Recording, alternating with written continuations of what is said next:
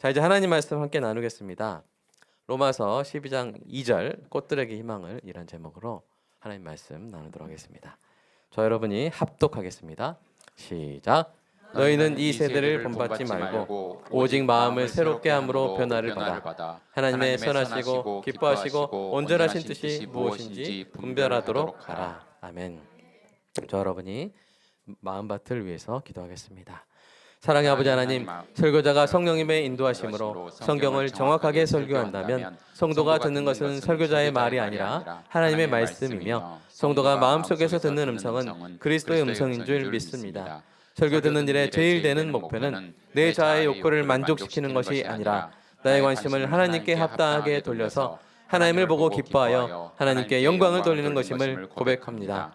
이제 설교를 통해 오늘 나에게 주시는 하나님의 말씀을 받을 때 내 마음이 옥토가 되게 하시고 성령님의 조명하심으로 오해 없이 겸손하게 받아 회개할 것은 회개하고 위로받을 것은 위로받고 배워야 할 것은 배움으로써 백배의 열매를 맺게 하소서. 예수님의 이름으로 기도합니다. 아멘. 사랑하는 여러분, 트리나 폴러스의 명작 꽃들에게 희망을 이란 이야기를 여러분 기억하십니까? 그 다음 자막을 보여주시면 이제 제목하고 저자가 나오죠. 이 짧은 우화는 단순한 동화가 아닙니다. 이 이야기 속에서 우리의 인생을 관통하는 아주 충격적이고 선명한 두 가지 삶을 우리는 볼 수가 있는데요. 주인공인 줄무늬 애벌레, 사람이 아닙니다. 애벌레가 주인공이에요. 이 줄무늬 애벌레는 어느 날 거대한 기둥을 보게 됩니다. 근데 그 기둥이 뭘로 된 기둥이냐면 애벌레로 된 애벌레 기둥이에요. 수백 수천 마리의 애벌레들이 서로 짓밟고 밀치고 꿈틀대며 하늘로 솟구쳐 오르는 거대한 탑이었습니다. 줄무늬 애벌레는 생각했어요. 저 꼭대기에 분명 대단한 것이 있을 거야. 다들 저렇게 길을 쓰고 올라가잖아. 그는 그 거대한 흐름에 합류합니다. 남들이 하니까, 뒤처지면 불안하니까 옆에 친구를 밟고서라도 더 높이 올라가려고 몸부림칩니다. 하지만 여러분, 그 치열한 쟁탈전 끝에 도달한 기둥의 꼭대기에는 무엇이 있었을까요? 아무것도 없었습니다. 그저 또 다른 기둥의 꼭대기들이 보일 뿐이었고, 그곳에 오른 애벌레들은 아래에서 치고 올라오는 다른 애벌레들에 의해 밀쳐져서 아득한 땅바닥으로 내동댕이 쳐질 뿐이었습니다.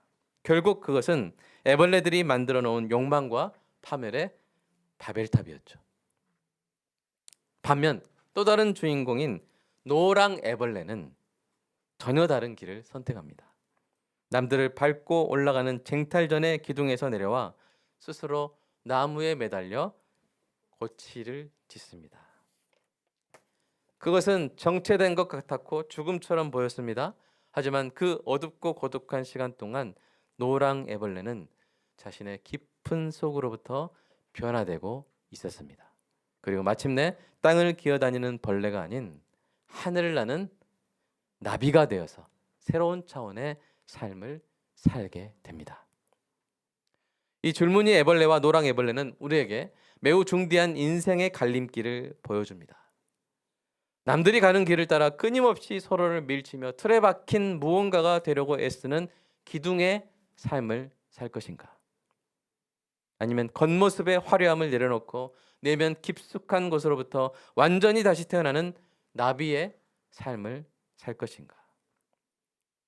놀랍게도 오늘 우리가 함께 살펴볼 로마서 말씀은 이 두 가지 삶의 방식을 아주 정교하고도 날카로운 두 개의 단어로 구별해 내고 있습니다.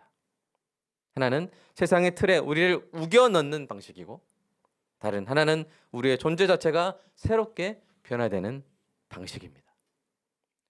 사도 바울이 말하는 이 두 가지 삶의 결정적인 차이가 무엇인지 본문을 통해서 그 비밀을 파헤쳐 보도록 하겠습니다. 자, 오늘 본문은 이 두 가지 삶을 아주 정확하게 대조하고 있는데요. 첫째는 뭡니까? 이 세대를 본받는 거예요. 아까 말씀에는 너희는 이 세대를 본받지 말고 말라 이렇게 돼 있죠. 여기서 본받다란 말, 이거 좀 어떻게 보면 좋은 단어를 썼는데, 어감이 좋은 단어를 썼는데 사실은 어감이 좋은 단어가 아니에요. 이 본받다라고 번역된 헬라어는 뭐냐면 보여주세요. 시스케마티조예요. 일단 발음부터 기분이 좋아요, 안 좋아요? 시스케마티조 안 좋잖아요. 네. 이 단어는 쉰 함께, 그다음에 스케마 이게 합쳐진 말입니다. 스케마는 외형 또는 틀을 의미하죠. 쉽게 말해서 이 세대를 본받는다는 것은 세상이 만들어 놓은 거푸집 같은 틀에 나를 부어넣어 똑같은 모양으로 찍어지는 것을 말합니다. 여러분 겨울철 길거리에서 파는 붕어빵을 생각해 보시기 바랍니다. 맛있겠죠? 묽은 반죽을 붕어빵 기계라는 뜨거운 틀에 부어넣고 이제 닫아버리면 어떻게 됩니까? 반죽의 의지와 상관없이 강한 압력과 온도 위에서 붕어 모양으로 찍혀 나오는 것이죠. 이게 뭐예요? 바로 시스케마티죠. 시스케마티죠. 호두 과자도 마찬가지죠. 호두 모양의 틀에 시스케마티죠 이렇게 하는 거. 그러면 호두 과자가 딱 나오는 거죠. 고목사님 맞죠? 시스케마티죠 이렇게 하는 거예요. 서론에서 보았던 기둥의 삶이 바로 이런 것입니다. 왜 올라가는지, 그 끝에는 무엇이 있는지도 모른 채 남들이 다 우르르 몰려가니까 너무 궁금하고 또 불안해서 기둥의 삶이라는 틀 속에 자기 자신을 끼워 맞추는 것이죠. 밖에서 안으로 가해지는 압력에 의해 내 의지와 상관없이 우겨 넣어지는 수동적인 삶, 그것이 바로 이 세대를 본받는 삶입니다. 영어는 conformed, 콘 함께, 폼 틀에 우겨 넣어지는 거예요. 그래서 J.B. 필립스 목사님이 이 구절을 이 로마서 12장 2절의 전반절을 이렇게 번역했어요. 같이 읽어볼까요? 시작. 세상이 당신을 그들의 틀 속에 우겨 넣지 못하게 하십시오. 우리 심전사님 어디 계시죠? 그 영어도 한번 읽어주세요. 자. Don't let the world squeeze you into its own mold. 예, 영어 강사기도 하시거든요. 자, 몰드가 뭐예요? 몰이 틀이에요, 틀. 틀에 여러분의 스퀴즈 뭐예요? 그냥 쥐어 짜가지고 막 넣는 거야. 여러분 그 레몬 즙 짤 때 빡 스퀴즈 하는 거. 그러지 마십시오. 라고 번역을 한 거예요. 자, 이게 첫 번째 삶이에요. 이 세대 틀에 나를 스퀴즈 하는 거예요. 두 번째는 뭐예요? 마음을 새롭게 함으로 변화를 받는 삶입니다. 여기서 변화에 해당하는 헬라어는 보여주세요. 메타모르포. 일단 멋있잖아요. 메타모르포 멋있잖아요. 신스케마티죠. 이거 아니잖아요. 이거. 메타는 뭐예요? 변화예요. 모르페는 본질입니다. 내면. 생물학에서는 변태라고 합니다. 메타모르포시스. 이것은 단순한 겉모양을 바꾸는 정도가 아니라 내면의 본질인 모르페가 완전히 바뀌는 것을 말하죠. 이 단어가 정확히 보여주는 그림이 바로 노랑 애벌레가 뭐가 되는 거예요? 나비가 되는. 그러니까 노랑 애벌레가 나비가 됐으니까 무슨 나비? 노랑 나비가 되는 것이죠. 여러분 애벌레가 화장을 고치고 옷을 바꿔 입는다고 나비가 됩니까? 아닙니다. 이상한 애벌레가 되는 거예요. 고치 속에서 자기 존재가 완전히 녹아내리고 내면 깊숙한 곳에서부터 근본적인 변화가 일어나야 나비가 되는 것이죠. 이것이 외부의 압력이 아니라 내면의 생명으로 본질이 변화되는 삶입니다. 이 두 단어의 결정적인 차이를 우리 김다곤 지사님이 아주 멋지게 이렇게 해주셨어요. 그냥 만들지 않습니다. 우리 김다곤 지사님. 김다곤 지사님은 작품을 만듭니다. 자, 이 두 가지 삶, 세대를 본받는 삶, 시스케마티죠.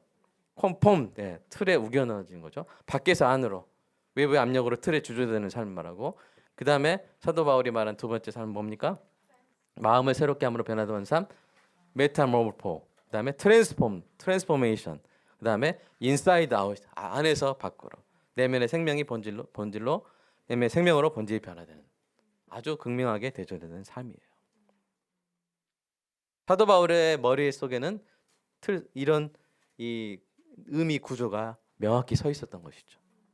사랑하는 여러분, 우리는 지금 치열한 영적 전쟁터에 서 있습니다. 세상은 끊임없이 우리에게 다가와 시스케마티저 하라고 강요합니다. 너만 튀지 마. 남들처럼 살아. 이 세대의 유행과 가치관이라는 붕어빵 틀에 너를 맞춰. 라고 말하며 우리를 거대한 기둥으로 몰아붙이는 것이죠. 하지만 하나님은 우리에게 명령하십니다. 그 틀을 거부해라. 그리고 마음을 새롭게 함으로 메타모르포하라. 나비가 되어라. 그렇다면 우리가 경계하고 거부해야 할, 우리를 짓누르고 우겨넣어 가두려고 하는 이 세대의 거대한 틀들은 구체적으로 무엇을 말할까요? 어떤 교묘한 틀들이 있을까요? 많은 틀들이 있지만 오늘은 그중에 이 세대를 지배하는 관념의 틀들, 그것 중에서도 세속주의, 인본주의, 상대주의, 물질주의의 틀들을 살펴보겠습니다. 이러한 관념의 틀들이 무서운 것은 안 보이기 때문이에요. 진짜 여러분 보세요. 세대 나가는데 이런 막 붕어빵 큰 틀이 막 날라와가지고 막 우리를 막 우겨살려면 우리 당연히 도망가겠죠. 경계하겠죠. 근데 이런 관념의 틀들은 보이지가 않습니다. 보이지 않게 우리가 경계하지 않으면 어느 순간 우리 삶을 송두리째 가둔 후 찍어 누를 수 있기 때문입니다. 자, 첫 번째, 세속주의의 틀입니다. 이 땅의 것만 생각하게 만드는 틀이죠. 이것은 삶의 모든 영역에서 하나님과 천국을 배제하고 오직 이 땅의 것이 전부인 것처럼 집착하게 만드는 틀입니다. 마치 땅만 보고 기어다니는 애벌레처럼 하늘의 가치를 잊게 만드는 것이죠. 하나님이 없는 것처럼 살게 하는 거예요. 천국이 없는 것처럼 살게 하는 것이죠. 골로새 3장은 우리에게 이 세속주의 틀에서 벗어나라고 강력하게 권면합니다. 같이 읽어볼까요? 시작. 그러므로 너희가 그리스도와 함께 다시 살리심을 받았으면 위의 것을 찾으라. 위의 것을 생각하고 땅의 것을 생각하지 말라. 네, 이렇게 강력하게 말하는 거예요. 세속주의는 우리에게 끊임없이 땅의 것을 생각하라고 강요합니다. 예를 들어서 돈은 유용한 것이죠. 돈으로 이웃을 위한 세탁기를 사줄 때 그것은 하늘의 가치가 됩니다. 그러나 돈을 쌓아놓고 사랑할 때 그것은 땅의 것이 되는 것이죠. 성경은 땅의 것만 생각하는 탐심이 뭐라 그랬어요? 우상 숭배라고 했습니다. 골로새서 3장 5절. 우리는 이 땅에 발을 딛고 살지만 우리의 소속은 하늘인 줄로 믿습니다. 땅의 것에 목숨 걸게 만드는 세속주의의 거푸집을, 그 틀을 깨트리시기를 바랍니다. 두 번째, 인본주의죠. 인간이 하나님과 같다고 생각하게 만드는 틀입니다.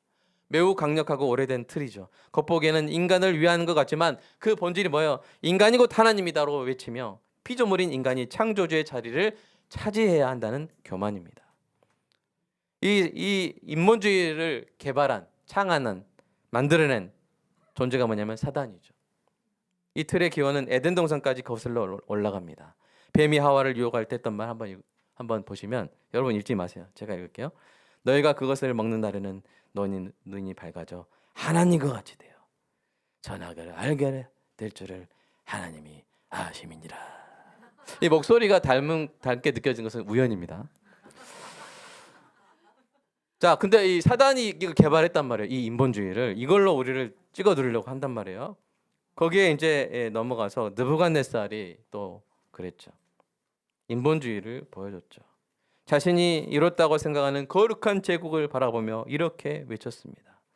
이 큰 바벨론은 내가 능력과 권세로 건설하여 나의 도성으로 삼고 이것으로 내 영광, 위엄의 영광을 나타낸 것 아니냐 하면서 나 철저히 자기중심이 된 그 삶을 보여줬습니다. 여러분, 그 결과는 어떻습니까?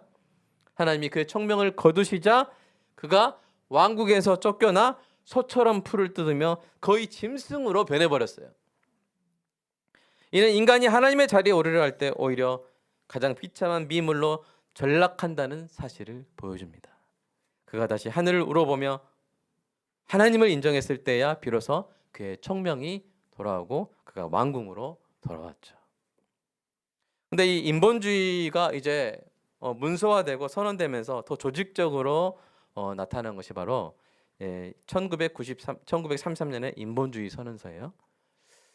여기서 뭐라고 했습니까? 전통적 유신론, 특히 기도를 들으시는 하나님을 믿는 신앙은 입증되지 않았으며 시대에 뒤떨어진 신앙이다. 합리적인 마음은 생존을 위하여 다른 수단을 찾아야 한다. 이런 선언을 했어요.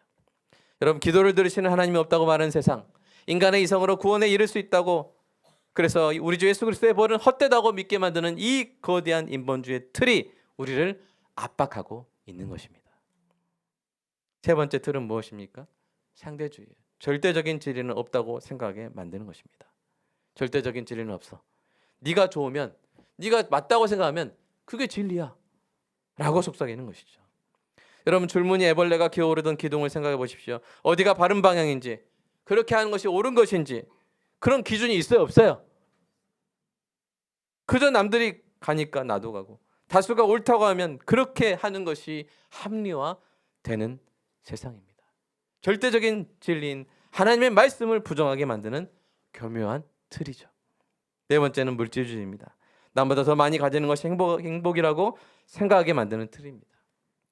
물질만이 존재하는 세상에서는 결국 남보다 더 많이 가지는 것이 행복이라고 여기게 만드는 것이죠. 이 틀 안에서 사람들은 서로 더 많이 가지기 위해서 쟁탈전에 기둥을 쌓을 수밖에 없는 것입니다. 사랑하는 여러분, 보십시오. 세속주의, 인본주의, 상대주의, 물질주의, 이 모든 관념들이 바로 우리를 짓누르는 이 세대의 틀, 스케마인 것입니다.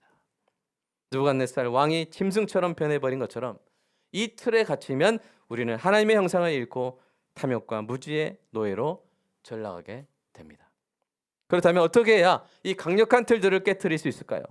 붕어빵처럼 찍혀 나오는 인생이 아니라 진정한 변화를 맛보는 인생이 되려면 누구를 바라봐야 할까요?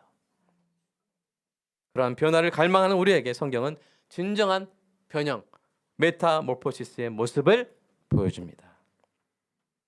사랑하는 여러분, 앞서 본 것처럼 세상의 틀은 실로 강력하죠. 그 강력한 관념의 틀들은 마치 거대한 붕어빵 기계처럼 우리를 꽉 짓누릅니다. 그래서 우리에게는 뭐가 필요하냐면 모델이 필요한 거예요. 그리고 우리를 그처럼 변화시킬 능력이 필요합니다. 성경은 이 세대의 틀을 깨고 경험할 수 있는 놀라운 변형의 비밀을 우리에게 보여주는데요. 그것이 무엇입니까? 바로 예수님의 변형입니다. 마태복음 17장을 보십시오. 예수님이 제자들을 데리고 높은 산에, 변화산에 올라가셨을 때 놀라운 일이 벌어지죠. 같이 읽어볼까요? 시작. 그들 앞에서 변형되사 그 얼굴이 해같이 빛나며 옷이 빛과 같이 휘어졌더라. 네. 여러분, 여기 나오는 이 메타모르포, 아까 봤죠? 사도 바울이 쓴 바로 그 단어예요. 변화를 받아. 이 장면을 상상해 보십시오. 예수님의 변화는 외부에서 조명을 비춰서 빛난 것이 아니었습니다. 예수님의 내면에 감춰져 있던 하나님의 본체, 그 신성한 그 영광의 빛이 안에서 밖으로 폭발하듯이 품어져 나온 것이죠. 그래서 그 얼굴이 해같이 빛나며 옷이 빛과 같이 휘어졌습니다. 세상에 그 어떤 틀로도 가둘 수 없는 빛이 드러난 것이죠. 이것이 바로 예수님이 보여주신 변화의 원형이며 우리가 꿈꿔야 할 참된 변화의 소망입니다. 그러면 이렇게 말할 수 있어요. 목사님, 예수님은 하나님의 아들이시니까 가능하죠. 죄 많은 우리가 어떻게 그런 변화를 경험할 수 있습니까? 라고 묻고 싶으실 겁니다.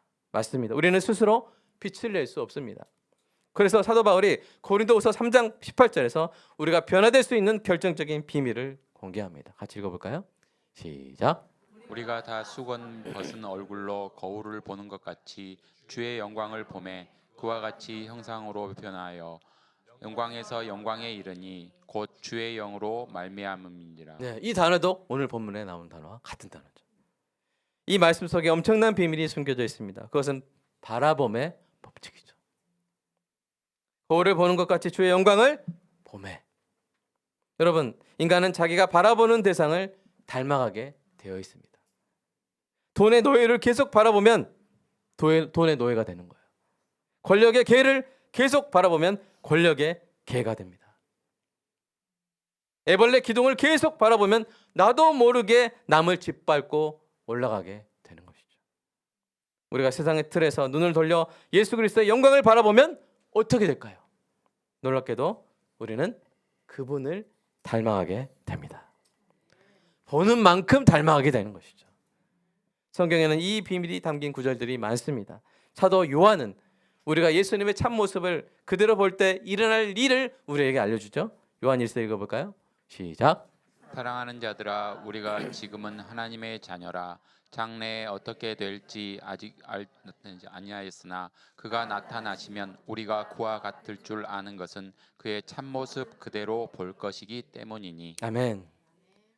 우리가 그와 같이 되는 것은 무엇 때문에? 그의 참모습을 그대로 볼 것이기 때문에. 보면 닮아간다는 거예요. 다윗은 주님을 바라볼 때 경험한 놀라운 변화를 간증했습니다. 같이 읽어볼까요? 시작. 주를 바라보는 사람들은 밝게 빛났고 네. 히브리서는 참된 변화를 위해 성도가 늘 해야 할 일을 정확히 권면합니다. 같이 읽어볼까요? 시작. 믿음의 주요 또 온전하게 하시는 이인 예수를 바라보자. 예수를 바라보자. 보면 어떻게 돼요? 변화되기 때문에. 그런데 이 일이 어떻게 가능합니까? 다시 우리 고린도서 3장 18절 읽어볼까요? 시작. 우리가 다 수건을 벗은 얼굴로 거울을 보는 것 같이 주의 영광을 보매 그와 같은 형상으로 변화하여 영광에서 영광에 이르니 곧 주의 영으로 말미암음이니라. 빨간색으로 나온 글씨 보시죠? 주의 영으로 가능한 것이. 성령으로 가능한 줄로 믿습니다. 세상은 밖에서 우리를 틀 속으로 우겨넣지만 성령님은 우리 안에서부터 생명의 변화가 일어나게 하십니다. 딱딱하게 굳은 우리의 옛자를 녹이시고 우리 안에 예수 그리스도의 생명을 채우셔서 마침내 우리의 얼굴과 삶에서 그리스도의 빛이 나도록 메타모르포 시켜 주시는 것이죠. 예배와 묵상과 기도와 순종으로 이 일을 체험하는 시간을 그래서 우리는 고치의 시간이라고 불러볼 수 있어요. 고치의 시간. 애벌레가 나비로 변화되고 있는 고치를 밖에서 보면 답답하죠. 아무 일도 일어나지 않는 것 같습니다. 아침에 일어나자마자 세상의 애벌레 기둥들을 향해 달려가는 사람들의 눈에는 쟁탈전에서 뒤처지는 것으로 보일 뿐이죠. 그러나 고치의 시간이야말로 우리의 어긋난 시선과 세상의 틀에 찍혀 망가진 것들을 고치는 시간입니다.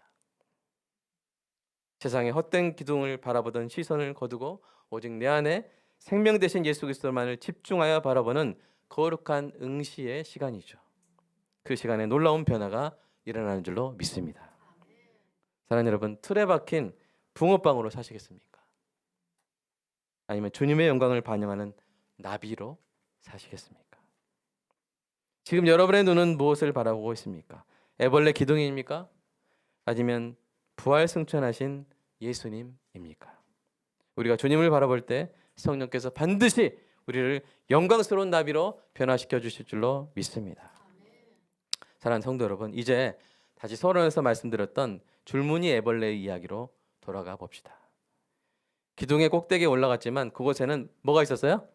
아무것도 없었어요. 그것을 확인한 줄무늬 애벌레. 그 허무함 속에 빠져 있었던 그에게 한 마리 찬란한 나비가 날아옵니다. 줄무늬 애벌레는 직감했죠. 저 친구는 전에 나와 함께했던 노랑 애벌레구나. 그 순간 줄무늬 애벌레가 생애 최대의 결단을 내립니다.